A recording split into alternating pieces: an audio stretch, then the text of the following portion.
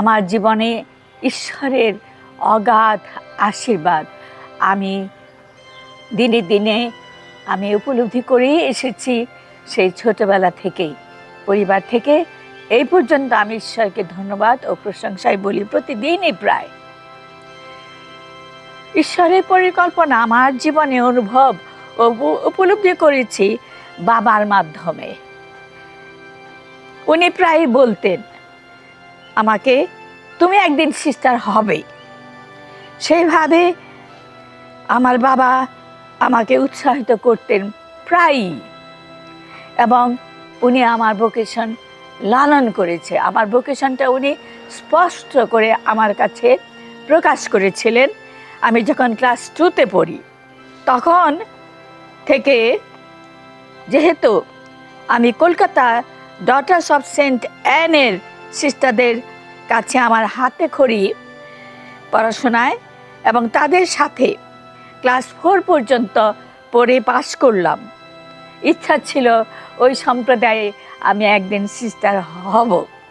RNDMকে চিনতাম না।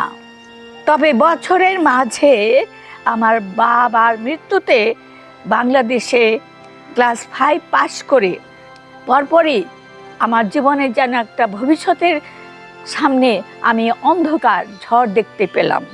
পবিত্রতার আলোকে আমি বাধ্য হলাম RNDM সিস্টারদের শরণাপন্ন হতে, এবং ওনারা আমার পড়াশোনা ফ্রি হোস্টেল, ফ্রি স্টুডেন্ট হিসাবে আমাকে গ্রহণ করেছে। কারণ আমি তাদেরকে কাছে বললাম, আমার পড়াশোনার আমার বাবা নাই, আপনারা যদি আমার পড়াশোনার দায়িত্ব নেন আমি আপনাদের সম্প্রদায়ে সিস্টার হব। আর আমার কথা তখন থেকেই আমি রেখেছি। আমি আর কোনো সম্প্রদায়ে আমার ঝোঁক ছিল না। RNDM সিস্টাররা আমাকে ক্লাস 6 থেকে SSC পর্যন্ত আমার দায়িত্ব নিয়েছে, সব কিছু দায়িত্ব। SSC পরীক্ষার রেজাল্টের জন্য অপেক্ষা না করে আমাদেরকে ডাকলো, চিটাগংয়ে চলে গেলাম। সেইখানে যখন শুনলাম আমরা যারা পরীক্ষা দিয়ে চিটাগং আছি আমরা সবাই পাশ করেছি, সেটা ছিল একটা আনন্দের ব্যাপার। প্রাইমারি ধাপে বিশেষ করে কলকাতা ক্লাস 4 পর্যন্ত যে পড়েছি, সেখানে আমাদেরকে বলা ছিল খ্রিস্টমণ্ডলের ইতিহাসটা বাসায় বাংলায় যেহেতু পড়ে নিতে, আর বাসায় পড়তাম, বইটা খুলে পড়তাম খ্রিস্টমণ্ডলের ইতিহাস। আর সেখানে সাধু সাধ্বীদের জীবনীগুলো যেন আমার মনে ধাক্কা দিয়েছে। পিতামাতা আদর্শ জীবন, তাদের একে অন্যের প্রতি শ্রদ্ধা, একে অন্যের প্রতি ভালোবাসা, একে অন্যের প্রতি বিশ্বস্ততা, এবং কঠোর পরিশ্রম করে ওনারা দুইজনে যে আমাদের বাবা সীমিত আয়ে আমাদের যে বড় করেছে। বিশেষ করে কলকাতা আমাদের নিয়ে যেত কেন? কারণ কলকাতার পড়াশোনা ভালো ছিল। কারণ গ্রামে আমার ঠাকুরদাদার বাড়ি গির্জা থেকে অনেক দূরে, যারা আসা অনেক কষ্ট হতো। তাই কলকাতায় উনি এমন করে বাসা ভাড়া করতেন যেন গির্জা স্কুলের কাছাকাছি, এবং সেইভাবে আমি এই ডটার্স অফ সেন্ট অ্যানের কাছ থেকে শুরু করেছি আমার প্রথম বছর। খুব সম্ভব কিন্ডারগার্টেন কেজি ক্লাস, আর ক্লাস 4 পর্যন্ত আমি কমপ্লিট করেছি। এই যে পিতা মাতার যে জীবন সাক্ষ্য, তারা আমার কাছে আদর্শ ছিল। আমি কোনোদিন তাদেরকে তর্ক করতে দেখি নাই, কোনোদিন কালো মুখ দেখি নাই, কোনোদিন বাবা মা আমার গায়ে হাত তুলে নাই। কারণ আমরা বলতে দাদা আমরা দুজনেই ছিলাম। আমাদেরকে এত সুন্দর করে বুঝাতো, আমাদের এই দোষগুলা সংশোধন দিত।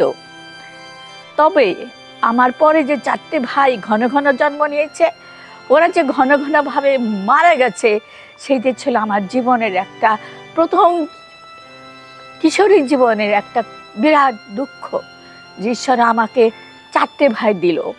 তারা এত অল্প সময়ের মধ্যে চলে গেল ছোটবেলা থেকেই। তারপর আমাদের পরিবারের যে দুর্যোগ, আর্থিক অবনতি, চুরি, ঘর বাড়ি হারানো, বাবার জব নাই। আমি এমনও মনে আছে যে মা আমাকে বলল যে আজকে ঘরে চাল নাই, আজকে যতটুকু চাল আছে রান্না করে ছোটদেরকে খেতে দেব, তুমি আর আমি ভাতের ফেন খাবো। সেই দুপুরে মা আর আমি ভাতের ফেন খেয়ে দিন কাটিয়েছিলাম।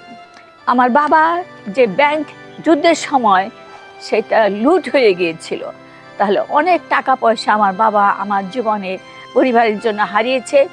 তবুও বাবা এত মিতব্যয়ী ছিল যে উনি অপচয় করতে দিতেন না, আর অপচয় দেখতে পারতেন না। অন্যের প্রতি আমার বাবার আধ্যাত্মিকতা, প্রার্থনার জীবন, অন্যের প্রতি উদারতা, টাকা পয়সা ধার দেওয়া আমার বাবা কোনোদিনও না করতে পারতো না। এটা ছিল তার দুর্বলতা। সাহায্যের হাত বাড়ানো অন্যের প্রয়োজনে। তাহলে ঈশ্বরের আশীর্বাদ লাভ করে ঈশ্বরের উপর আস্থা রেখে আমি নভিসিয়েটে প্রবেশ করলাম। ঈশ্বরের আশীর্বাদ আমার জীবনের প্রতিটি ধাপে, সুখে দুঃখে, আপদে বিপদে আমার পিতামাতার যেমন ঈশ্বরের উপর আস্থা ছিল, সেইভাবে আমরাও গড়েছি, আমিও গড়ে উঠেছি যে আপদে বিপদে ঈশ্বরের আশীর্বাদ ছাড়া জীবন চলে না।